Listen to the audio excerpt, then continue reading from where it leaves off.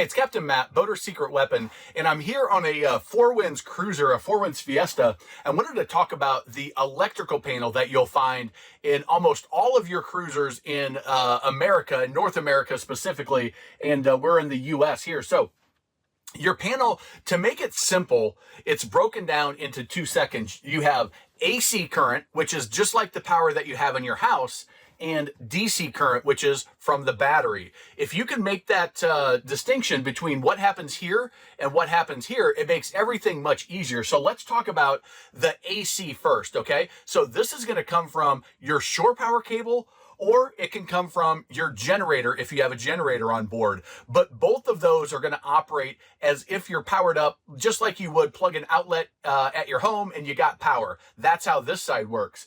The DC side, this side is going to be, you're running only off your house batteries. So this system, not as powerful, and you can run it dead if you're not charging up your battery with the alternators or with other sources. So let's go through how your panel actually works now that you know the two distinct areas. So things like your air conditioner, probably your water heater, your bigger objects that are going to pull more power aren't going to work unless you're plugged into shore power or you have your generator. And you'll notice if you have a generator like this boat, you've got some sort of a master switch and they're going to be separated. Maybe there's a little cover that covers one, but they're only going to be able to choose one. I'm either getting my power from shore power cable, and if you're attached to the shore power cable, use that power, or I'm away from the dock and I'm using generator power. So you're going to use those as a single system. Now, a key, when you're switching from one side to another, a basic principle that you want to know is I want to shut the smallest thing down first, and I want to work towards the main source of power. So if you're shutting down things on the boat, you would turn the lights off, you would turn the stereo or the entertainment system down, and then you would go ahead and shut that breaker off at the panel, and then you would turn the source of it down. So now we're cutting it wherever the power is, we're cutting that source, we're turning that off, and now we're going to go ahead and turn off the shore power or turn off the generator, and then we can start unplugging it. If you're running the generator, you turn everything off, bump, bump, bump down, turn off the panel, and now you turn off that generator. And what that's going to do is that's going to eliminate any issues of getting a surge of power or things like that, and that's going to be the safest way to do it. When you're running your generator, you're going to starting something up, you're going to do the same thing. You're going to get everything plugged up, you're going to turn that major source on, and then you're going to turn it on at the panel, and then you're going to turn your breakers on, and then you're going to turn the item on that you're going to be running. If you do that in that order, that's going to keep you from having any significant issues. Okay.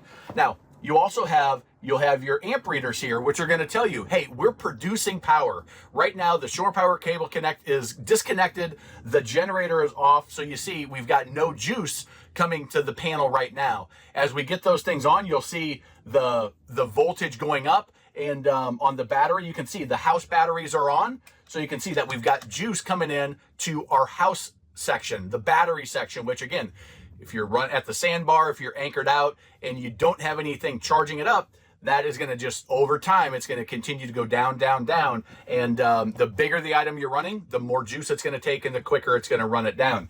So that's how the battery system works. Now, as we get to the shore power cables, there's something you need to know. You'll have a red-green light, maybe multiple ones that you'll have on your panel. That is for what's called reverse polarity. That is, maybe somebody hooked up a outlet wrong on the dock side. Maybe something weird happened and your current's getting crossed, and that's reverse polarity. The electricity isn't flowing the way it should be to the boat. It's actually trying to pull away.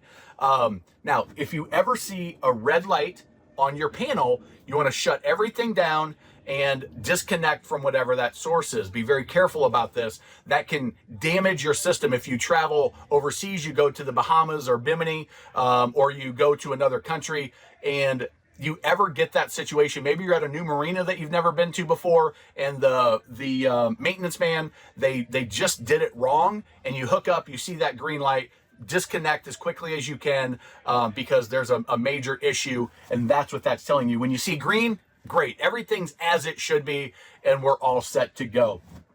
So that's that. Let's go to the generator real quick. One more tip is you've got a blower on your generator. You want to make sure that you run that blower for 3 to 5 minutes, just like you would before you start your engines up on an inboard or a stern drive.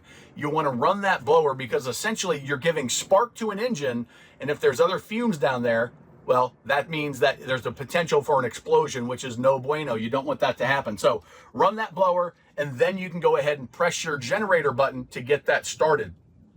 A lot of times you're gonna have to hold that generator button down for a good period of time until it kicks off, gets good and primed.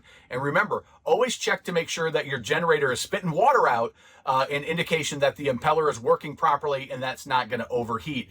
It's a common thing to forget that, oh yeah, I've got to replace the impeller on the generator as well so that it can suck in the water and cool that big piece of machinery. And don't forget to change your oil on that and check it periodically as well. So that's the electrical system, and that's going to apply pretty much any electrical panel you have on a boat is going to be set up very similar. DC is going to be your battery. AC is going to be your shore power or your generator, and that's going to keep you in good shape. So remember, if you're looking at boats, if you're shopping for boats and you don't see a DC or an AC panel, remember that your air conditioner is not going to run. Your hot water heater is probably not going to run. And you can just look at that panel and you can see that if it's on that AC section and we don't have a generator, this stuff, if it's not down here, isn't going to work. You may have some, like your lighting, where it's in both sections, and it will run off the shore power or the generator power if that's available. But if you're not, it will also run off the battery power. So that can happen too. So hopefully that clarifies it. I would love to do more videos like this. So put any of your questions in the comments about, hey, mine looks like this, mine does this, how does this work? And if it's US based, I'll probably be able to give you an answer. If it's overseas, that's going to be a slightly different, and I may not have an answer that's applicable to you. But put it in there anyway, and we'll see what happens. Thanks a lot. And remember, life truly is better on a boat.